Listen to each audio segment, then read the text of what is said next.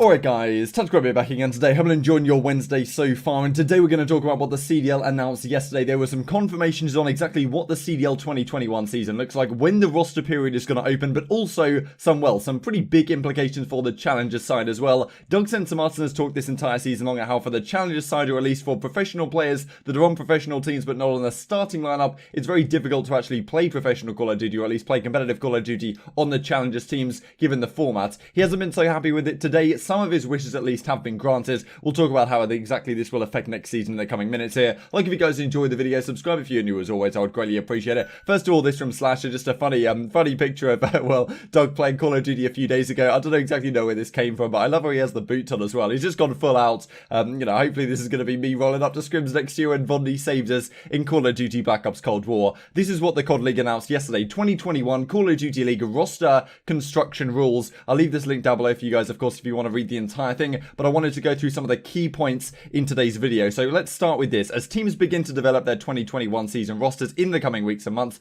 below is a summary of key roster construction points for existing players and aspiring Call of Duty Esports players. These rules may be updated, amended, modified, or revoked from time to time at the league office's discretion. All times are listed in US Pacific time. Here we go. This is the important thing regarding the roster mania period, as I imagine it will be. There's certainly some teams in the off-season will be certainly considering changes. Whether we get entire explosions of teams and players going all over the place, who knows if that's going to happen, right, given, contracts are more set in stone this season than they have been at pre-franchise. But on September the 13th, 11:59 PM Pacific time, the 2020 league year ends, and 1 minute later, the new league begins on September 14th, 2020. At this period, as we can see, on the September the 13th, any 2020 season player contracts that are not extended terminate at this point. If they wish to extend players on the team, they have to do that by September the 6th. So they have about a week or so after champs if they want to decide to extend their the players on their organization. Otherwise, they become free agents. And then from September the 14th, the new 2021 league year begins. From this time, free agents may enter into new player contracts with any team in the league. Teams may begin submitting their season contracts for the league office, may also begin submitting player trades for the league office review,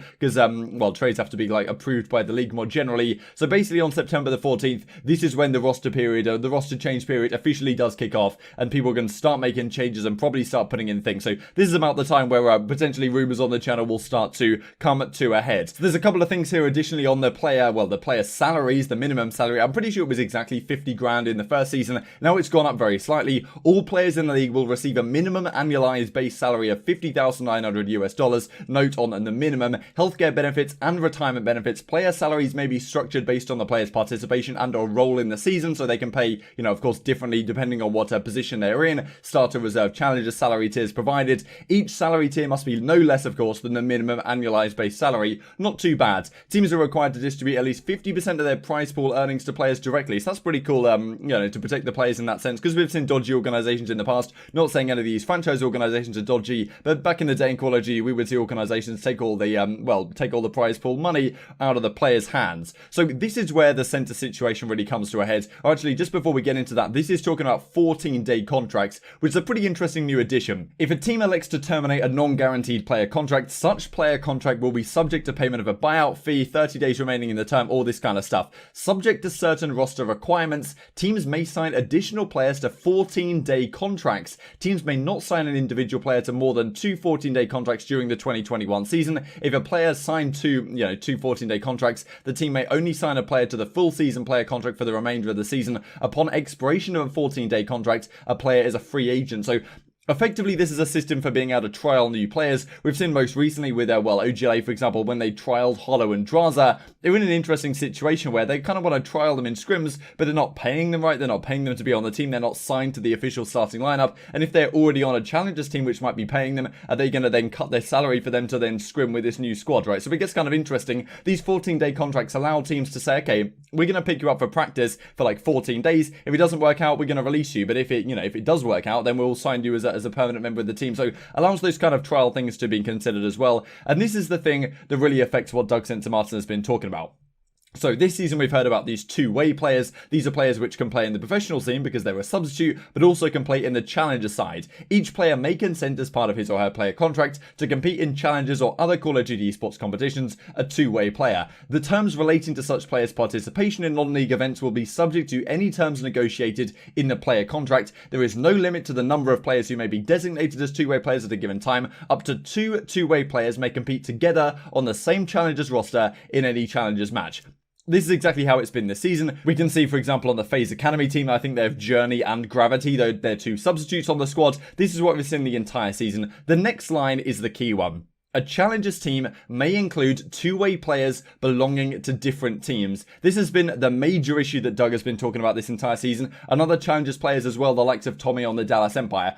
They're in a difficult position where they want to be on a team. They want to be on a good challengers team to compete for that money as well and keep their stock relatively high to potentially get a starting spot next season. But they have issues in that they can't team with the teams that they want to team with. For example, Censor cannot team with Tommy on a challengers team, even if they have additionally 3, amateur players that aren't professional substitutes. So this season you could have up to 2 on your team, but they had to be from the same organization, which creates issues. Because what if Doug wants to join a team, but they've already got Goonjar on the squad? Then I think he was saying that this season he may have had even an offer from Parasite's team who has Goonjar on the team. But because Goonjar is OGLA's substitute, Doug can't team with them because there's conflict, there's a conflict there against the rules. Now they're getting rid of that this season. You can have 2 players belonging to different teams. So Doug's loving this. We'll talk about that in just a second here.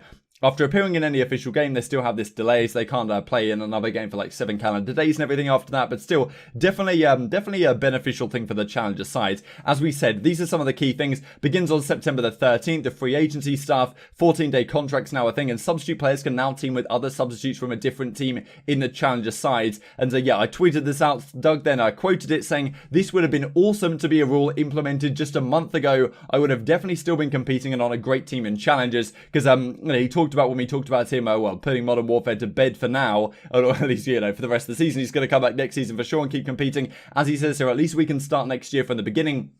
But he said in that he had a couple of good offers from teams. I think it was Parasite's team with Goonjar, but it could have been many other teams that are in a similar situation. But Doug just couldn't team with them, given he's on the New York Subliners, and therefore he cannot team with a player that's on a different challengers team if they are a substitute of a different organization. So far from ideal, and I think this is, preventing some of the challengers guys actually putting together good organizations or good squads, because we would have liked to see players like Tommy. I think, of course, he's, made a killing streaming Warzone most recently as well, but he would probably have liked to compete in the challenger side as well. But they can't form the teams they would like to because they're restricted in that sense, and Doug would have to team with amateur players that, he doesn't get a team with people he necessarily wants to team with. And I think those restrictions do limit not only the players' opportunities to play with other people, but also our enjoyment, right? Like I would have really enjoyed watching challengers this year if there was like Doug Cindermartin was playing week in and week out. That wasn't the case, largely because of this situation. There's other reasons, of course, why Doug hasn't got on fantastic teams, but this is a reason why there hasn't been the case for certain situations. Before we finish the video, just wanted to mention this that came out from Enable as well. Given that we just discussed this roster change period that's going to open up, Enable says September the 14th. Note the date. So, definitely Enable implying here that he wants to leave the Seattle Surge. He wants nothing to do with this organization anymore and wants to go somewhere else to join a starting lineup again. So yeah, who knows what happens with the 4v4 situation, but he's basically implying, I think, with this tweet that, yeah, September the 14th, I'm out ski. Who wants to pick me up? Let me know. We're going to go elsewhere after he obviously got dropped off the team, benched off the team earlier this season. And, he said at the time that was for good reason, but he was never able to come back. And then they brought him back for one series, subbed him out for Panda. It was pretty, I imagine he thinks that was kind of disrespectful the way he was treated by Seattle Surge this season. And if you read between the lines, it does kind of look like he wants off the team. This as well from GodRx, so interesting to see how this develops. But he just said yesterday, "I'm just curious as to why many people think that I wasn't performing well when everything switched to online. Sure, I didn't put up the same stats I did on LAN, but it's not like I was getting 360 wide every live. People are interesting." I'm not sure exactly what this means because, of course, he got dropped off the team, not by the fans dropping him. His coach and, the organisation staff over there dropped him, right? Is this kind of a dig at, like, Brian Saint and Reppin thinking, because they said the statistical performance of GodRx was an issue when they described why they did make this change. And, of course, fans have been saying a similar thing, but, it's not up to the fans, right? So, I don't know if he's implying that. Maybe he's not. Maybe they still have a great relationship, but definitely along a similar vein to Seattle Surge, right? Given GodRx is on the bench, let's say the Minnesota Rocket team have a good result at Champs. Does God RX look to go elsewhere as well when the roster change period does kick in from the 14th of September? Just to finish off with this, thought this was funny. Subliners say we made 100 plus Yo Tommy game fuel keys to victory keychains and are giving them away. You can enter it like this. You have to make your own Yo Tommy vids, and you know, they have a load of like sample footage you can use at this link right here to like make your own ones. They've got him like saying it in Spanish and all this kind of stuff. Great entertainment, frankly. And well, yeah, if you want to enter, then you could do so and win one of these things. And well, you know, it even makes a noise. Fantastic stuff in the description box below. Hope you guys enjoyed the video. Like if you did, subscribe if you're new. As always, I'd greatly appreciate it. Thank you very much for watching, and I will see you next time. Door, left side door. Nice. Yo, I'm going to new. I'm going to new.